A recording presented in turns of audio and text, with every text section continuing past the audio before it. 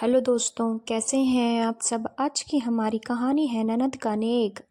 राधिका को आज भी याद है वो दिन जब वह बहू बनकर इस घर में आई थी। दुल्हन बनी राधिका पति निखिल के साथ दरवाजे पर द्वार रोके की रस्म के लिए खड़ी थी। ननद शालू द्वारा द्वार रोके की रस्म के लिए दरवाजे पर खड़ी हो गई। भाभी, आपको अंदर तभी जाने दूंगी जब आप मुझे 10,000 रुपये देंगी, नहीं दिए तो यहीं खड़े रहना पड़ेगा। हंसते हुए सालू बोली। राधिका ने पर्स से 5,000 रुपये निकाले और सालू की ओर बढ़ा दिए। भाभी, शायद आपने सुना नहीं, मैंने 10,000 बोले थे, 5,000 नहीं। शालू, ये भी तो बहुत है, ले ले, निखिल बोला। भैया, ये ननद भाभी के बीच की बात है, आप मत बोलिए, मेरे पास इतने ही हैं। सकुचाते हुए राधिका बोली। आपको पता नहीं, ननद जितने पैसे मांगती है उसे उतने देने पड़ते हैं। शालू ने इतने रूखे ढंग से बोला कि राधिका के आंसू आ गए। तभी पीछे से किसी की कर्कश सी आवाज आई। अभी से बीवी की गुलामी शुरू कर दी। निखिल झेप कर चुप हो गया। मुंह बनाकर पैसे लेते हुए शालू दरवाजे से हट गई। बाकी रस्में राधिका ने डरते डरते पूरी की कि न जाने किस रस्म के लिए क्या सुनना पड़े। खैर, रस्में पूरी होने के बाद उसे उसके कमरे में बिठा दिया गया। राधिका ठीक से बैठी भी नहीं थी कि सास शोभा जी दनदनाते हुए पधारी। बहू, तुम्हारे मायके वालों को पता नहीं था इस रस्म के बारे में? बेटी को खाली हाथ ऐसे कोई भेजता है? सब रिश्तेदारों के सामने बेइज्जती करवा दी। मम्मी जी, मम्मी तो पैसे दे रही थी, पर मैंने ही मना कर दिया। सोचा माँ बाप के पैसे क्यों खर्च करूं, लेकिन तुम्हारे माँ बाप को तो अकल होनी चाहिए थी, कंगाल कहीं के।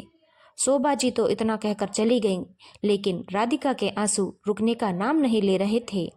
बाद में शोभा जी और राधिका का रिश्ता सामान्य रहा, पर राधिका उस बात को अपने दिल से निकाल ही नहीं पाई।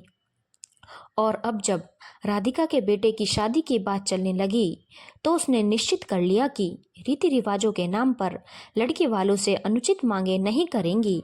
अपने दोनों बच्चों को भी उसने यही शिक्षा दी थी।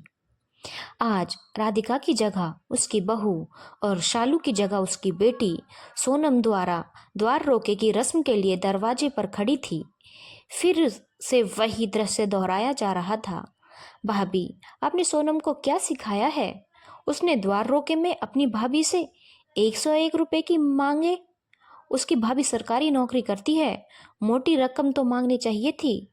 ननद शालू की आवाज सुन के राधिका वर्तमान में लौटी। शालू, नेक तो नेक है, चाहे 5,000 हो या 101 का, ये सिर्फ ननद भाभी की प्यार भरी नोकझोंक की रस्म है, कोई जबरदस्ती नहीं। इनसे ननद भाभी के बीच अपनत्व की भावना पनपती है। रस्में रिश्ते को प्यार की कड़ी पिरोने के लिए हैं। हंसी ठिठोली और मस्ती से भरी ये रस्में शादी के माहौल को खुशनुमा बनाने के लिए होती हैं, किसी का दिल दुखाने या अपमान करने के लिए नहीं। सोनम को अपनी भाभी और भाई का हाथ पकड़े अपनी ओर आते देख राधिका चुप हो गई। अपनी सास की बात सुनकर नई नवेली बहू बहुत खुश हुई। उसकी नज़रों में अपनी सास की इज्जत दुगनी हो गई। राधिका ने अपनी बहू को गले से लगा लिया और नई बहू ने भी नीचे झुककर राधिका जी के पैर छूकर आशीर्वाद लिया। धन्यवाद दोस्तों। अगर आपको कहानी अच्छी लगी हो तो चैनल को लाइक, शेयर और सब्सक्राइब करना ना भूलें।